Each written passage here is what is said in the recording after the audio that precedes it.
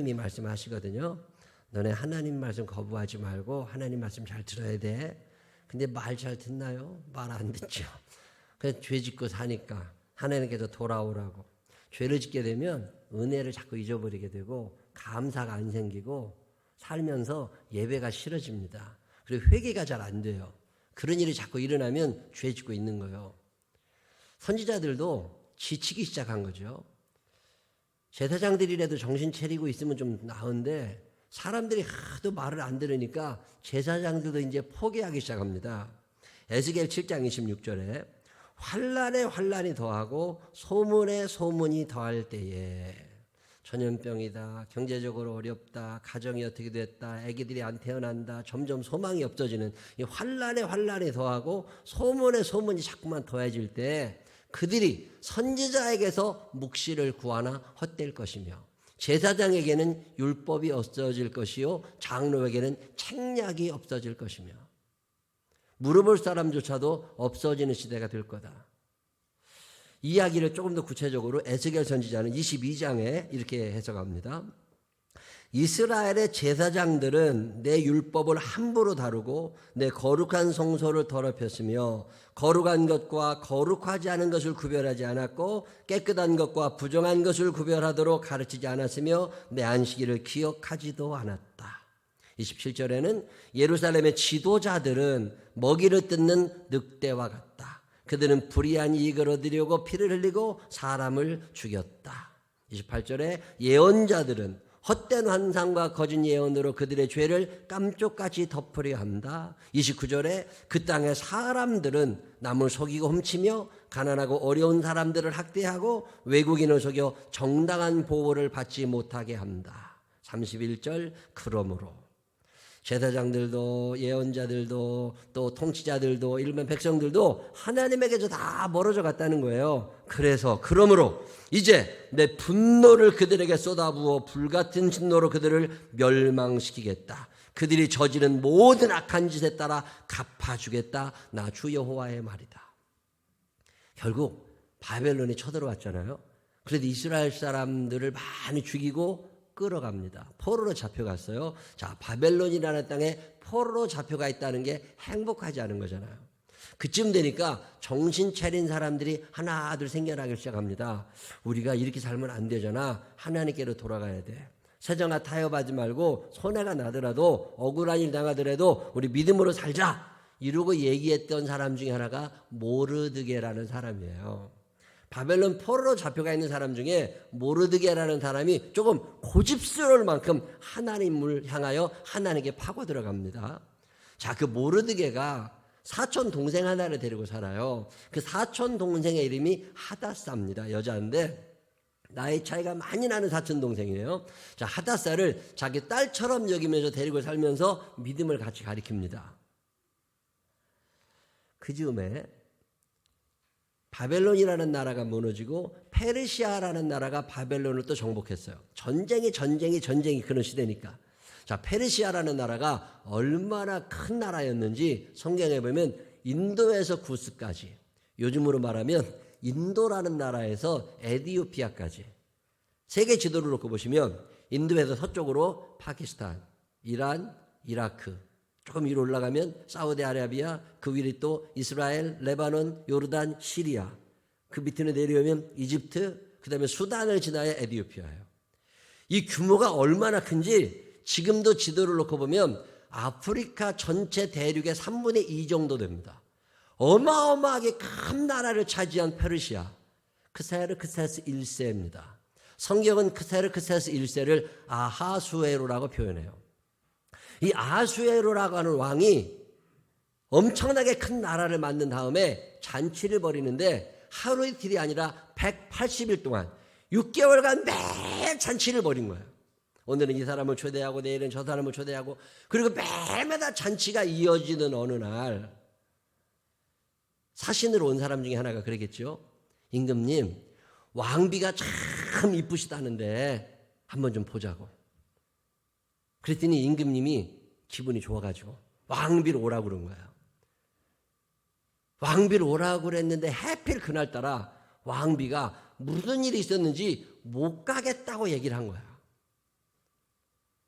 그러면 이해를 해야 되잖아요. 그건 우리들 얘기지. 착한 남편들이랑 사는 사람들은 이거 몰라. 근데 그 왕이 갑자기 꼭지가 돈 거야. 거기다가 그 신하들도 왕비가 왕의 말을 안 들으면 우리 부인도 내 말 안 들을 거 아니야. 이런 생각이 부뜩 난 거예요. 지금이야 이렇게 불러도 대답도 안 하고 그러지만 그때는 그게 안 통하던 시대예요. 지금 사시는 여자분들은 감사한 건 많이 해야 돼. 그때는요 대답 안 했다가 큰일 날 때입니다. 근데 왕비가 그날따라 아무런 대꾸를 안 한 거예요. 그 시대로 돌아가고 싶은 남자들 요새 많아. 그랬더니 왕이 야 이런 무례한 감히 왕에게 전쟁은 잘했는데 가정생활이 제대로 안 된 거예요. 그러다 보니까 어떻게 해야 될지를 모르겠는 거야. 많은 사람들 앞에서 창피를 당하고 나니까 왕이. 그래서 그때 물어봅니다. 야 이럴 땐 어떻게 해야 돼? 저 여자 어떻게 해야 돼? 그랬더니 그 옆에 있던 신하들이 뭐라고 그래요? 임금님 이거 그냥 놔두면 큰일 납니다. 왕비가 왕의 말을 안 들어도 된다는 소문이 돌면 당장 우리 집 사람도 내 말 안 듣습니다. 그런 이 판에 여자도 많은데 바꾸세요. 이런 얘기가 나온 거예요. 바꿔야 돼요, 말아야 돼요? 지금쯤이면, 지금 시대면 여자가 남자를 바꿔. 근데 그 시대는 그런 시대가 아닙니다. 그래서 임금님이 그래? 그러면 이 판에 끝내. 그래가지고서 폐위를 시켜버렸어. 그러고 났더니 임금님이 혼자 됐잖아요. 옆에 간신들이 또 임금님 그럼 이 판에 더 젊고 이쁜 여자를 얻으세요. 그래가지고 소위 말하는 미스 페르시아 선발대회를 한 거예요. 그 큰 영토에 광고를 다 붙여가지고 미스 페르시아 선발대회를 해가지고 여자들을 쫙 모은 거예요.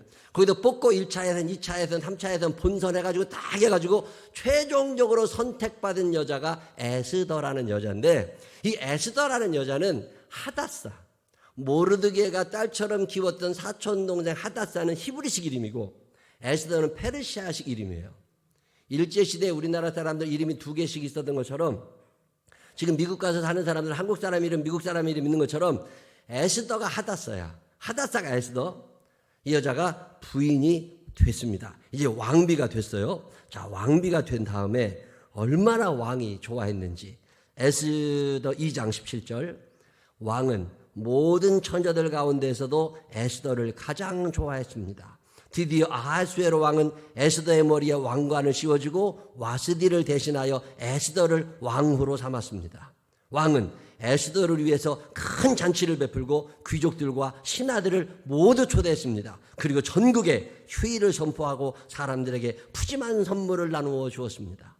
왕이 재혼했는데 마누라가 마음에 든다고 임시 국경일을 선포한 거야. 오늘은 회사 출근하지 마. 대단한 왕이죠. 자, 아하수에르라고 하는 왕과 에스더와 모르드게 요 세 사람만 살면 얼마나 좋아. 근데 꼭 세상에는 나쁜 놈들이 있습니다. 모든 영화에는 악당이 등장하는 것처럼 에스더 주변에 악당이 하나 등장하기 시작하는데 그의 이름이 하만이에요. 하만은 아말렉 사람입니다. 구약성경에 보면 아말렉 사람들과 유대인들은 상종을 하지 않고 늘 싸우던 사람들이에요. 아말렉 사람 하만이 그 당시에 그 나라의 국무총리 실세였습니다. 실세. 이 아말렉 사람 하만은 남이 나한테 엎드리는 거 좋아하고 범죄는 거 좋아하는 사람인데 이 사람이 집무실에 들어가려고 관공서에 딱 들어가면 사람들이 다 나와서 절을 하던 그 시대에 절을 하지 않는 놈 하나가 있는 거예요. 그래서 누군가 봤더니 모르드게야. 모르드게는 하나님께만 절을 하지 나는 사람에게 절하지 않습니다. 그리고 내가 이 직장에서 잘려도 나는 하만에게 절 안 합니다. 그리고 가볍게 목례만 한 거예요. 그러면 이해해야 될 반도 한데 요즘 사람들이야 이해하지만 그 시대 사람들은 정죄합니다. 이해가 안 되니까 정죄하기 시작한 거예요. 그래서 모르드게 저거를 잘러 하다가 그 사람의 인적사항을 조사해 보니까 유대인이야. 이 판에 그러면 유대인들 다 끝내버려. 자, 나라가 엄청나게 큰 중에 유대인들이 차지하는 비율은 0.0 몇 프로밖에 안 됩니다. 그 사람들이 나라에 내는 세금 다 합쳐봐야 얼마 되지 않아요. 하만이 무서운 흉계를 꾸밉니다. 그래서 왕을 찾아가죠. 왕을 찾아가서 우리나라에 임금님이 통치하시는 이 나라에 말 안 듣는 종족이 하나 있습니다. 유대인들인데 이 판에 이거 다 끝내버리시죠. 이거 다 죽여도 세금 얼마 안 줄어들고 줄어드는 세금은 나 혼자 다 낼 수 있으니까 임금님 걱정하지 마시고 유대인들을 처리하자고. 아 그래? 그러면 총리 네 맘대로 해. 그래가지고 유대인들을 다 죽이로 공문이 이제 다 전국으로 퍼질 즈음에 모르드게가 그 이야기를 아십니다. 그리고 모르드게가 어떻게 하느냐. 에스더 4장 1절 이 모든 일을 알게 된 모르드게는 옷을 찢고 거친 베옷을 입은 다음 재를 뒤집어 쓴 채 성 안으로 들어가 큰 소리로 슬피 울었습니다. 큰 소리로 울기 시작한 거예요. 3절 왕의 명령이 각 지방에 이르자 유다인들은 크게 슬퍼하고 금식하며 통곡했습니다. 그들 대부분은 거친 베옷을 입고 재 위에 누웠습니다. 이 이야기를 에스더가 듣습니다. 자, 에스더가 이 이야기를 들은 다음에 사촌 오빠를 말려요. 그러지 말라고, 밥이라도 먹으라고. 근데 모르드게가 안 듣습니다. 여기서 죽더라도 나는 이거 해야 된다. 모르드게가 그때 에스더에게 편지 한 통을 보내줍니다. 그 편지의 내용에 이렇게 써 있어요. 4장 7절 모르드게는 자기에게 일어난 일을 빠짐없이 하닥에게 일러주었습니다. 이 하닥은 에스더의 몸종이거든요. 시녀에게 알려주어요. 그리고 하만이 유다인을 죽이기 위해 왕의 금고에 들여놓겠다고 약속한 돈이 얼마인지도 알려주었습니다. 모르드게는 수산성에 내려진 왕의 명령, 곧 유다인을 다 죽이라는 내용이 적힌 조서의 사본을 하닥에게 주었습니다. 모르드게는 하닥이 그것을 에스더에게 보이고 그 내용을 설명해 줄 것을 요청했습니다. 그리고 에스더가 왕 앞에 직접 나아가 자기 백성을 위해 왕에게 간절히 빌 것을 하닥에게 부탁했습니다. 자, 여러분이 에스더라면 하만의 일로 아하수에로 왕을 만나러 가야 돼요? 안 가야 돼요? 하만하고 에스더가 전쟁을 벌이면 누가 이길까요? 하만은 재력, 권력, 인맥을 다 갖고 있는 실세입니다. 에스더는 이제 왕비가 된 사람이에요. 정치라는 게 그렇게 쉽게 감정적으로 이루어지는 게 아닙니다. 정치는 아주 미묘한 힘의 싸움이거든요. 여기에 에스더가 발을 들여놓을 만큼 에스더는 그렇게 지혜롭지도 않고 힘이 있는 사람이 아니에요. 에스더가 망설이고 있습니다. 그때 모르드게가 또 재촉을 해요. 그때 에스더가 모르드게에 보낸 편지, 모르드게가 에스더에게 다시 보낸 편지의 내용이 에스더 4장 11절로 16절입니다. 에스더가 이야기하지요. 남자든지 여자든지 왕이 부르시지 않으면 안뜰로 들어갈 수 없습니다. 이를 어기는 사람은 죽게 되어 있습니다. 이것은 왕의 신하들과 왕이 다스리는 각 지방의 백성들이 다 아는 사실입니다. 자, 그러면 에스더가 지금 왕한테 가겠다는 거예요? 안 가겠다는 거예요? 이거 못 가죠. 여러분이라면 가겠어요? 안 가겠어요? 그때는 암살이 많던 시대이기 때문에 아무나 왕 앞에 못 옵니다. 왕이 불러야 올 수 있어요. 왕 앞에 누가 엄하게 그냥 들어왔다가는 궁수들이 화살을 쏴서 죽이던 시대입니다. 그때 어떻게 나가? 에스더는 고민하고 있는 거죠. 망설이고 이거 어떻게 해야 돼? 에스더의 말이 모르드게에게 전해졌습니다. 오빠 나 못 가. 그러자 모르드게가 다시 사람을 시켜 에스더에게 다음과 같은 말을 전했습니다. 지금 왕비께서 왕궁에 살고 계신다고 하여 다른 유대인이 다 당할 일을 왕비께서만 피하실 수 있다고 생각하지 마십시오. 지금 왕비가 잠잠히 있다 해도 다른 사람의 도움으로 유다인은 해방과 구원을 얻을 것입니다. 그러나 왕비와 왕비의 집안은 멸망을 당할 것입니다. 왕비가 지금 왕비의 자리에 오른 것도 바로 이런 때를 위한 것인지 누가 압니까? 그러자 에스더가 다시 그들을 시켜 모르드게에게 전했습니다. 가서 수산성에 있는 유다인들을 다 모으고 나를 위해 금식하게 하십시오. 밤낮으로 3일 동안 먹지 말고 마시지도 말게 하십시오. 나와 내 여종들도 금식하겠습니다. 그런 뒤에 법을 어기고서라도 왕에게 나아가겠습니다. 그러다가 죽게 되면 죽겠습니다. 저는 이 이야기를 읽을 때마다 참 마음에 감동이 와요.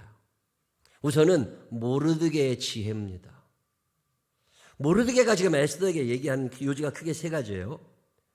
네가 왕한테 안 나가도 괜찮아. 그러면 우리는 다 죽을 수 있어. 그리고 너는 살 거야. 그렇지만 살아있는 네가 행복하지는 않을 거라는 거예요.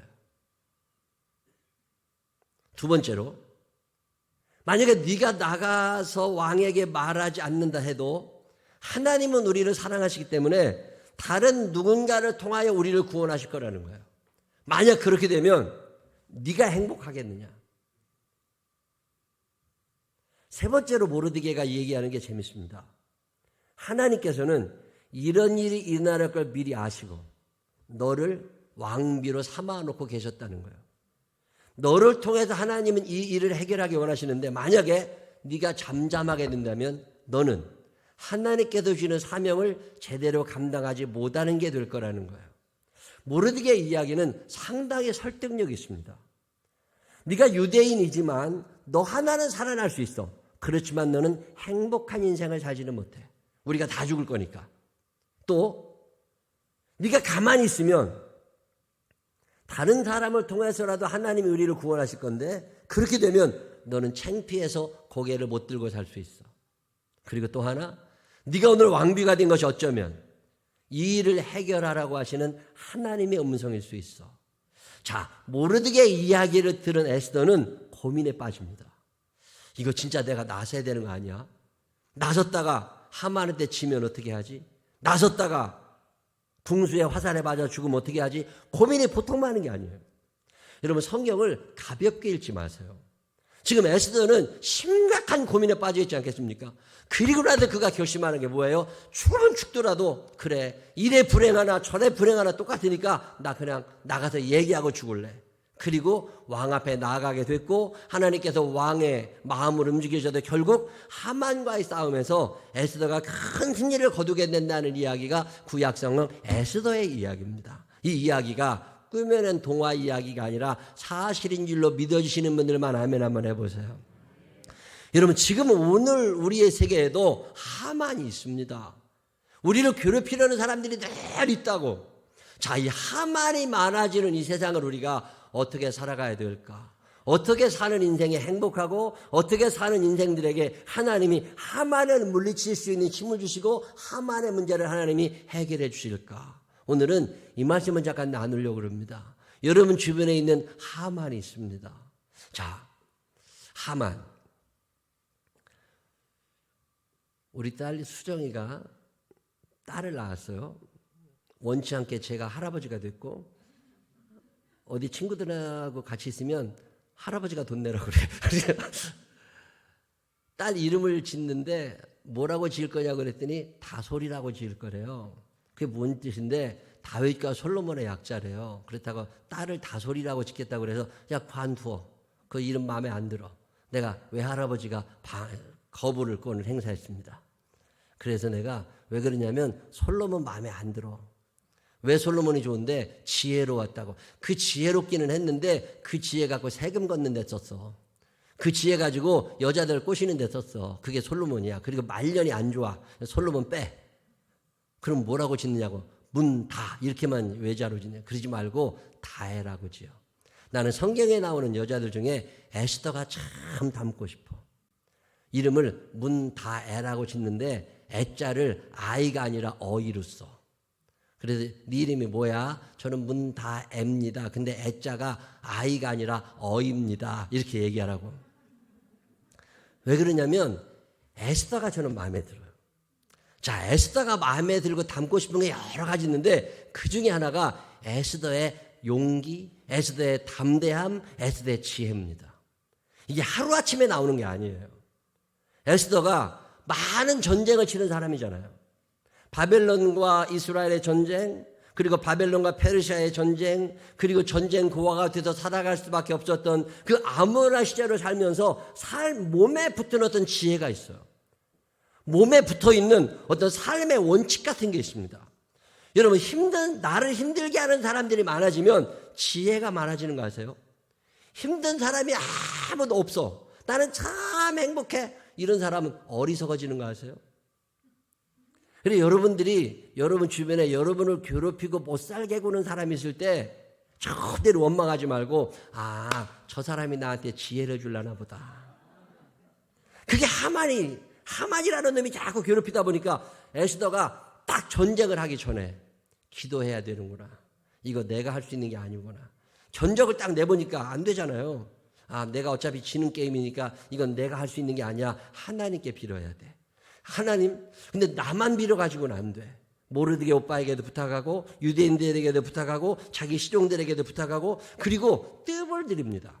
에스더를 읽어보시면 알지만 에스더가 왕의 마음을 움직이기 위해서 뜸을 오래 들여요.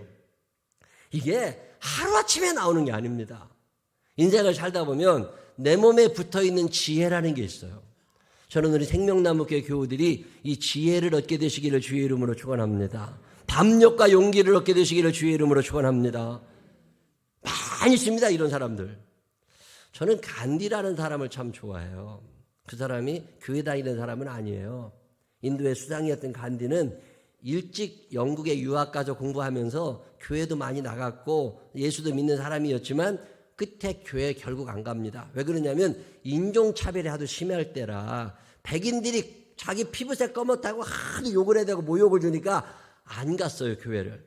그래서 영국에 있는 동안에 상처를 너무 많이 받아서 교인들에게, 그래서 교회를 끝까지 안 간 사람이 간디지만 그의 생각을 지배하고 있었던 생각은 성경이었습니다. 간디의 유명한 이야기들이 얼마나 많아요. 기차를 탔는데 타는 순간 신발이 벗어졌어. 간디의 신발이. 그랬더니 어떻게 했다고 그래요? 다른 한쪽 신발을 벗어가지고 던져버려서 기차 밖으로. 옆에 있던 수행원이 아니 왜 그 신발을 버리느냐고, 왜 던지냐고. 간디가 뭐라고 그래요? 없는 사람들이 신발 한 짝 주스면 얼마나 좋으냐. 근데 한 짝 가지고는 안 되니까 신발은 두 짝이 있어야 되니까 누군가 주실 때 두 짝을 다 주셔야 되는 거 아니냐. 그래서 이게 한순간에 나오는 게 아니에요. 평소에 그가 어떤 생각, 어떤 삶의 자세를 가지고 있었는지가 그 속에서 나오는 거잖아요. 그 지혜. 그 영국 유학 시절에 인종차별하는 교수 한 사람이 간디를 싫어해. 어느 날 간디가 그 인종차별하는 교수 옆에 가서 밥을 먹게 됐어요. 점심시간에. 밥을 먹고 있으니까 교수가 거드름을 피우면서 뭐라 그래요? 새 옆에 돼지가 와서 밥을 먹는 게 아니라고. 기분이 나빠요, 좋아요? 기분이 나빴겠죠? 근데 간디가 뭐라 그래요? 교수님 알겠습니다. 그럼 새가 멀리 날아가겠습니다. 그리고 저 자리를 옮겼대. 난 그 얘기를 들으면서 그런 머리가 어디서 나올까? 근데 기분이 나쁘잖아. 돼지가 돼버린 교수가. 시험 이렇게 수업 시간에 간디를 세워서 질문했답니다. 길을 걸어가다가 돈이 들은 자루하고 지혜가 들은 자루가 있다면 너는 뭘 잡겠냐? 그랬더니 간디가 자신 있게 저는 돈자루를 잡겠습니다. 그랬더니 교수가 뭐라고 그래? 혀를 차면서 그러니까 그렇게 못 사는 거라고. 지혜를 찾아야지. 간디가 뭐라고 그래요? 사람마다 다 부족한 걸 잡는 거 아니겠습니까? 저는 돈이 부족하니까 돈자루를 잡고 교수님은 지혜가 모자라니까 지혜 자루를 잡으시는 게 극히 당연하다고 생각한다고. 저는 이런 그 머리와 용기가 어디서 나오는지 모르겠어요. 열받은 교수가 가만히 있습니까? 시험을 봤는데 시험 채점을 다 한 다음에 맨 밑에다가 멍청이라고 써서 줬어요. 간디가 시험지를 받아든 다음에 수업 시간에 교수님께 질문합니다. 교수님, 제 시험지에는 점수는 안 써 있고 교수님 사인만 써 있습니다. 나는 그런 얘기를 이렇게 읽어가면서요. 야, 이런 머리가 어디서 나와? 이거 하루아침에 생기는 거 아니에요. 이 지혜라고 하는 건 삶 속에서 나옵니다. 우리 생명나무교회 모든 식구들이 삶 속에서 지혜를 찾아낼 수 있는 믿음의 사람들이 되시기를 주의 이름으로 축원합니다. 에스더가 그런 사람이에요. 용기를 가지고 지혜롭게 하만을 물리쳤던 사람. 무식한 방법 아닙니다. 저는 에스더를 읽어가면서 제일 담고 싶은 모습이 하나 있어요. 그건 뭐냐면 은혜를 사명으로 승화시키는 그의 신앙관입니다. 은혜 받은 거 맞아요. 에스더가 누굽니까? 하닷사입니다. 하닷사는 평생 하닷사로 사는 여자예요. 전쟁 고아입니다. 어디서 무엇을 얻어먹을지 빌어먹을지 모르는 사람이에요. 근데 그렇게 살다가 그렇게 죽어갈 수 없는 하닷사. 그의 사촌 오빠가 다행히 믿음이 좋았어요. 믿음이 없는 사촌 오빠였으면 인신매매 팔아버렸을지도 모르죠. 근데 믿음 좋은 오빠를 만나서 왕비가 됐습니다. 왕비가 되는 과정에서도 후보자들이 얼마나 많아요. 근데 그 모든 후보자들을 관리하는 헤게라는 궁녀가 있었는데 이 헤게라는 궁녀가 유난히 에스더만 이뻐한 거예요. 그래서 심사관들이 좋아할 만한 자리에 에스더를 넣어주고 임금님이 좋아하실 만한 옷을 입혀주고 임금님이 좋아하실 만한 화장을 해주고 이 헤게의 도움이 없었으면 어떻게 에스더가 왕비가 돼요? 인맥이 아무것도 없습니다. 실력도 없어요. 무슨 특별한 재주 있는 것도 아니에요. 그런데 다 하나님이 해주셨다는 믿음이 에스더에게 있는 거예요. 우리가 에스더에게서 뭘 닮을 수 있습니까? 여러분, 외모로 에스더를 닮겠어요? 몸매가 되겠어요? 그런 건 포기하고 이제 우리가 에스더에게서 닮을 수 있는 것 중에 하나가 그의 은혜를 사명으로 승화시키는 신앙의 자세입니다. 자기가 하닷사로 끝낼 인생이 나 지금 하닷사가 아니라 에스더가 됐어. 나 지금 왕비가 됐어. 이 행복, 이 기쁨이 어디서 오는 거냐? 내가 한 게 아니라는 거죠. 나의 나 된 것은 오로지 주의 은혜라. 나의 공로로 되어진 것이 전혀 없도다. 이게 에스더만의 문제입니까? 저라고 안 그러겠어요? 야, 내가 어떻게 천국에 가? 내가 어떻게 생명나무교회 목사가 돼? 여러분, 가만히 생각을 해보면 오늘 내가 누리고 있는 많은 것들, 오늘 내가 가지고 있는 많은 생각들, 감사들, 이 모든 배후에는 하나님이 계시더라는 거예요. 그러고 났더니 야, 이거 참 감사하네. 자, 여기까지는 누구나 할 줄 알아요. 근데 모르드게가 에스더에게 이야기하고 있는 게 뭐냐면 그 감사, 그 은혜 너 거기서 멈추면 안 되고 이 은혜는 반드시 사명으로 승화돼야 된다는 거예요. 우리가 캄보디아 에듀케이션 빌리지를 세우겠다고 기도하고 헌금하는 중에 있잖아요. 왜 그런 일을 해야 되죠? 돈이 많아서? 천만의 말씀입니다. 우리에게는 빚진 자의 마음이 있어요. 선교사들이 대한민국에 와서 의료, 교육, 그리고 우리의 영혼을 위하여 교회를 그 사람들의 헌신과 그 사람들의 죽음이 있었기 때문에 오늘 우리가 천국에 대한 소망을 가지고 이 코로나 시대에도 행복하게 살 수 있는 거잖아요. 그럼 우리는 시급 받아 누리고 끝? 이게 아니라는 거죠. 왕비로도 잘 살 수 있지만 오늘 내가 왕비가 된 이유는 하나님께서 나에게 뭔가 시키시는 게 있을 거라는 거죠. 그래서 에스더는 결심을 합니다. 내가 오늘 왕비가 된 게 이때를 위하여 하나님이 미리 준비해 주신 거구나. 야, 저는 이 에스더의 믿음 닮고 싶어요. 그냥 은혜를 누리고 은혜를 받고 감사하고 이게 아니에요. 그래도 우리가 좋은 동네에 살고 건강하게 살고 믿음 가지고 살고 소망을 가지고 살고 어떻게든지 평화롭게 사랑하며 거룩하게 살고 싶어 하는 것 자체가 이미 충분한 은혜를 받았다는 증거거든요. 자, 이 받은 은혜를 썩히지 말으라는 거예요. 이 은혜를 쏟아버린 사람들, 그게 이스라엘 사람들입니다. 하나님이 주시는 은혜, 하나님이 주시는 축복을 누리려고만 했어요. 결국 나라가 무너지잖아요. 그래서 포로로 끌려가고 그걸 알고 있는 모르드게는 에스더에게 이야기합니다. 우리 많은 은혜를 받았지만 그 은혜를 사명으로 승화시키지 못할 때 결국 우리는 주저앉게 됐고 나라가 무너졌고 지금 우리가 포로가 되어 있다. 네가 지금 큰 은혜를 받고 하닷사가 변하여 에스더가 되어 있는데 이 에스더의 인생이 하나님의 은혜임을 고백할 수 있다면 하나님이 너에게 은혜를 베푸신 이유를 알아 사명을 감당하는 게 좋겠다. 이 사명을 감당하지 않다가 무너진 가정들, 무너진 회사들, 무너진 교회들 얼마나 많이 있어요. 은혜는 누리는 거냐? 맞아요. 은혜는 누리긴 하지만 은혜는 반드시 사명이 있습니다. 행복은 누리는 게 아니라 부담이 돼야 돼요. 내가 이렇게 행복한데 이거 어떤 부담이 있으세요? 나만 이렇게 잘 살아도 돼? 적어도 예수 믿는 사람이라면 십자가에 달리신 예수 그리스도를 생각하는 사람들이라면 이 부담, 거룩한 부담이 있습니다. 저는 이 부담이 참 큰 사람 중에 하나예요. 내가 이렇게 행복해도 돼? 라고 스스로 질문할 때마다 하나님께서 내게 원하시는 건 뭘까? 하나님께서 오늘 내게 이 행복을 주시는 이유는 뭘까?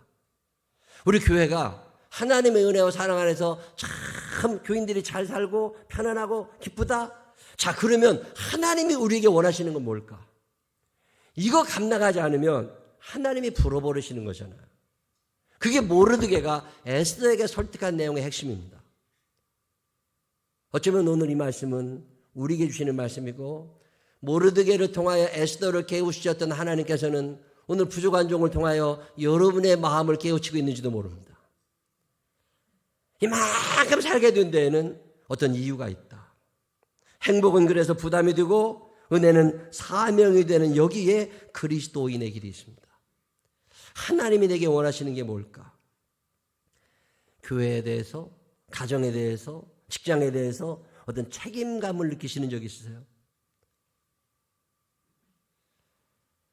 어떤 글에 보니까 이것은 내 책임이다 느끼는 순간 치유가 된다 이런 문장이 있었습니다. 시험을 못 봤어요. 왜 시험을 못 봤어요? 시험 문제가 너무 어려웠어. 이러지 말라는 거예요. 왜 시험을 못 봤어요? 내가 공부를 안 했으니까. 합격했어야 되는데 떨어졌어요. 왜 떨어졌어요? 기라성 같은 놈들이 다 온 거야. 내가 간대. 그게 아니라 내가 모자랐던 거야. 우리는 책임을 지려고 하질 않아. 은혜를 받았다, 축복을 받았다, 복을 받았다라는 것만큼이나 중요한 것이 하나님이 그럼 나한테 왜 이 복을 주신 거지? 왜 하닷사를 에스더로 만들어 주신 거지? 이 질문을 던지라는 거예요. 이 질문에 대해서 사명이 깨달아지고 그 사명을 감당하려고 할 때 하나님께서 30배, 60배, 100배 복을 부어주시는 거지. 누리려고만 하면 이스라엘 사람들처럼 무너진다는 게 오늘 성경이 우리에게 주시는 아주 귀한 가르침입니다. 여러분 사시는 날 동안 은혜를 누리려고만 하지 말고 때로는 은혜를 사명으로 하라. 아, 이거구나. 하나님께 주시는 그 사명, 에스더처럼 죽으면 죽으리라. 감당할 수 있는 믿음의 사람들이 되시기를 주님의 이름으로 축원합니다. 기도하십시다. 하나님 아버지, 은혜를 누리려고만 하는데, 은혜를 받으려고만 하는데, 복을 받으려고만 하는데 그런 수준 낮은 사람들 되지 않게 하여 주시옵시고 비록 어렵고 손해가 나더라도 받은 은혜를 사명으로 알아 감당하려고 하는 거룩한 욕심이 우리에게 있게 하여 주시옵소서. 성령님 도와주시면 감당할 수 있습니다. 성령님 깨우쳐 주셨사오니 감당할 수 있는 능력도 허락하여 주시옵시고 없다, 부족하다, 안 된다 그런 생각보다는 이미 주신 은혜를 충분히 감사하며 사명으로 알게 하여 주시어서 행복이 때로는 부담이 되고 은혜가 사명이 되는 그리스도인의 삶을 살게 하여 주시옵소서. 이 어려운 시기 속에서도 예배자로 삼아주시는 하나님께서 우리에게 주시는 사명을 잘 감당할 수 있도록 능력 또한 허락하여 주실 줄로 믿사옵고 예수님 거룩하신 이름으로 기도드렸습니다. 아멘. 다 같이 일어서셔서 323장 찬양 하나님 앞에 드립니다. 이 찬양 드린 후에 주여